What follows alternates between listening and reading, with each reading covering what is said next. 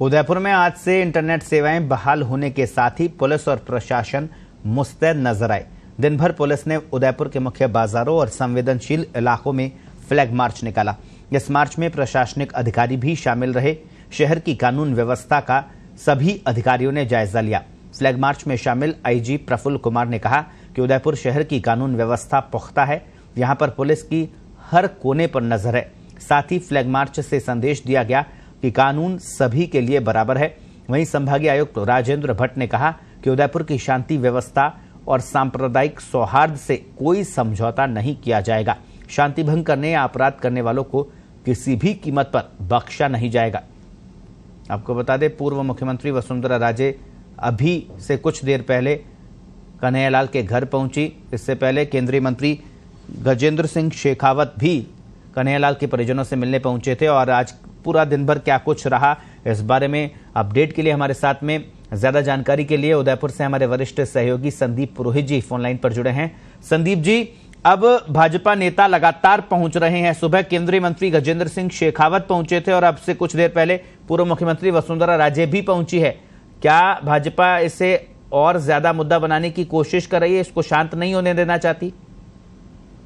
देखिए, ये बात बिल्कुल सही है कि भारतीय जनता पार्टी आने वाले समय के अंदर चुनाव नजदीक है, निश्चित तौर के ऊपर इसे एक राजनीतिक मुद्दे के रूप में देख रही है और उसे लगता है कि पोलराइजेशन होगा तो निश्चित तौर पर उसको फायदा होगा। और भाजपा पूरी तरह से इस आंच को जलाए रखना चाहती है। गजेंद्र सिंह आए, गजेंद्र सिंह के बाद वसुंधरा जी, उसके बाद पहले कपिल मिश्रा का आना और तमाम भारतीय जनता पार्टी के नेताओं का आना, डॉक्टर कोड़ीलाल मीणा का आना, ये एक बात में बिल्कुल स्पष्ट कह रहा है कि भाजपा इसे चुनाव में भी मुद्दा बनाएगी, इसमें कोई शक नहीं है। जी, तो जो भाजपा नेता पहुंच रहे हैं, गजेंद्र सिंह शेखावत और वसुंधरा राजे भी पहुंची है, क्या किस तरह से गहलोत सरकार को घेरते नजर आ रहे हैं?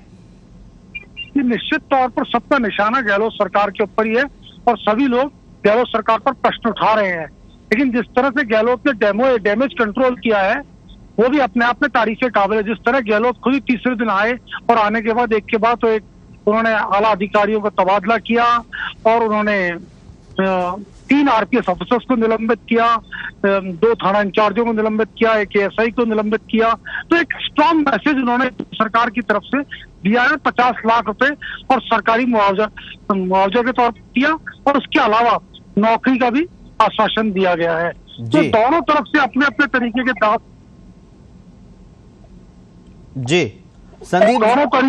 संदीप जी, नेता प्रतिपक्ष गुलाबचंद कटारिया के साथ में रियाज का फोटो भी वायरल हुआ था, लेकिन उसमें भी अब नया मोड़ आया है। कटारिया कह रहे हैं कि इस फोटो को फैब्रिकेटेड किया गया है। उन्होंने एसपी को पत्र लिखा है। आपकी कटारिया जी से बातचीत हुई, उनका क्या कहना है?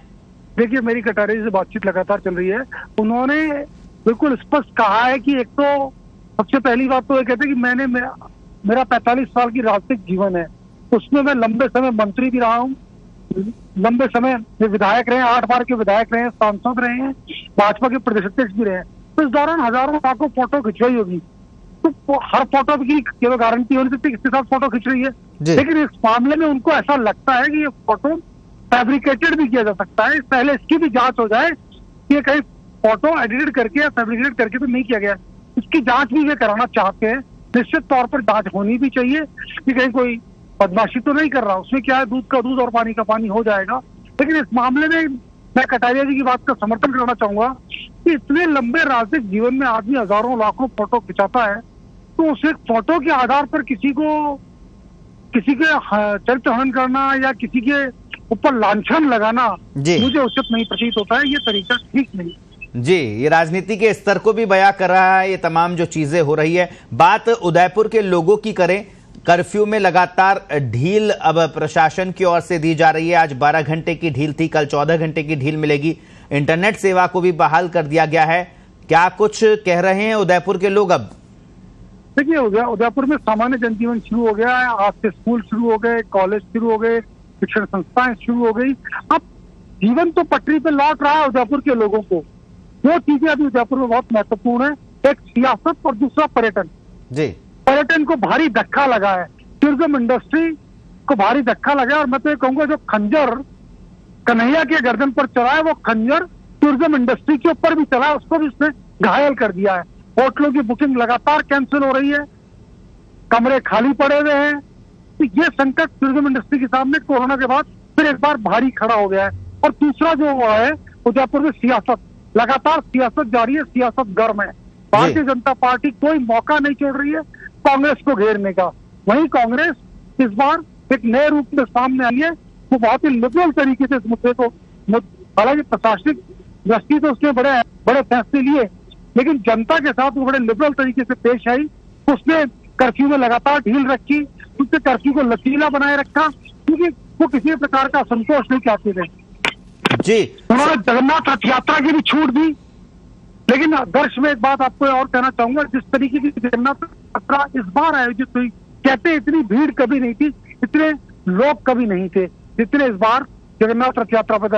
एक तरीके से आप यूं कह सकते हैं कि ये रथ यात्रा एक ताकत का प्रदर्शन था जी, एक आक्रोश का प्रदर्शन था, और वो बहुत जबरदस्त तरीके से किया गया। लेकिन इस मामले में मैं एक बार फिर कहना चाहूंगा कि जिस तरह से उदयपुर के विभिन्न संगठनों ने, प्रशासन ने लगातार 2 दिन तक, आप देखिए इस चीज को समझने की कोशिश कीजिए कि उस घटना के बाद अगले दिन मौन जुलूस निकलता है जिसमें हजारों लोग शामिल थे, और उसके बाद उसके अगले दिन रथ यात्रा निकलती है। तो 3 दिन उदयपुर में 50,000 80,000 लोग सड़कों पे होते हैं, और कोई अप्रिय घटना, अप्रिय वारदात नहीं घटती है। इसके लिए निश्चित तौर पर ये तमाम लोग जो सड़कों पर थे उनका आपको आभार जताना होगा, और उस प्रशासन का भी जिन्होंने सब चीजों को मैनेज किया जी। निश्चित तौर पर प्रशासन से प्रारंभिक तौर पर कन्हैया को सुरक्षित देने में भारी चूक हुई है, भारी चूक हुई है, और उसी का परिणाम सब कुछ रहा है। लेकिन बाद में बहुत चीजें बेहतर ढंग से कर ली गई। जी संदीप जी, क्योंकि इतना संवेदनशील मुद्दा है, इतनी संवेदनशील घटना है, इस पर जाहिर तौर पर सियासत तो नहीं होनी चाहिए, लेकिन हमारे राजनीतिक दल सियासत करने से बाज नहीं आते हैं। तो एक सियासी सवाल यहां पर आपसे ये पूछना की कोशिश कर रहा हूं कि पूरे घटनाक्रम में जो स्थानीय कांग्रेसी नेता है, क्योंकि मेवाड़ संभाग में कांग्रेस कमजोर रही है, भारतीय जनता पार्टी की पकड़ वहां पर मजबूत है, पूरे घटनाक्रम में जो स्थानीय कांग्रेसी नेता है उनकी क्या भूमिका है, वो क्या बैकफुट पर है? निश्चित तौर पर वे बैकफुट पर है।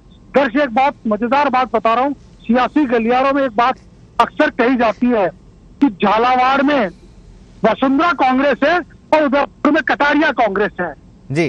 तो मतलब कांग्रेस निश्चित तौर पर यह बहुत बैकफुट पर है। किसी भी प्रकार की कांग्रेस पार्टी ने यहाँ कोई आक्रामकता नहीं दिखाई, कुछ नहीं दिखाया। कांग्रेस के नेता पूरी तरह से बैकफुट पर थे। गिरिजा व्यास की उम्र काफी हो चुकी है, उनकी जगह कोई नया नेतृत्व पैदा नहीं हो रहा है।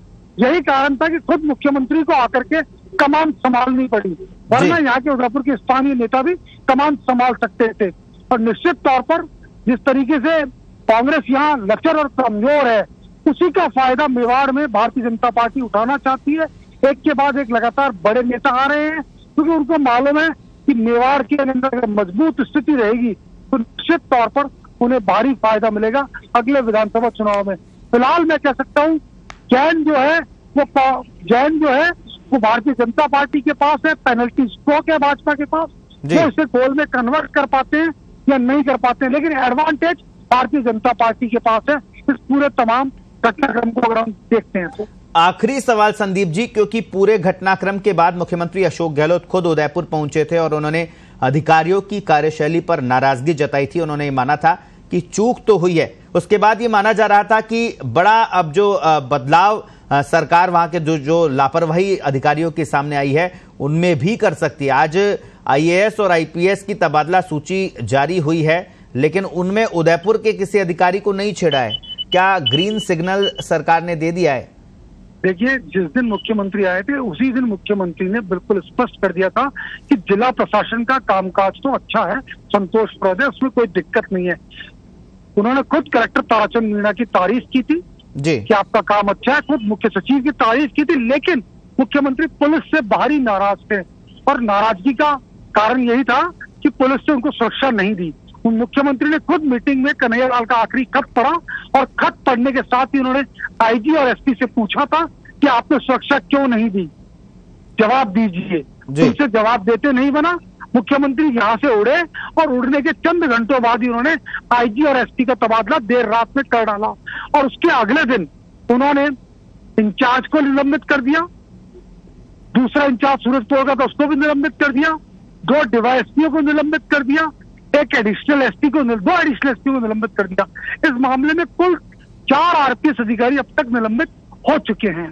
तो निश्चित तौर पर मुख्यमंत्री का जो मानना था कि पुलिस की चूक है, पुलिस की लापरवाही है और उन्होंने पूरी पुलिस को लगभग बदल दिया है यहाँ।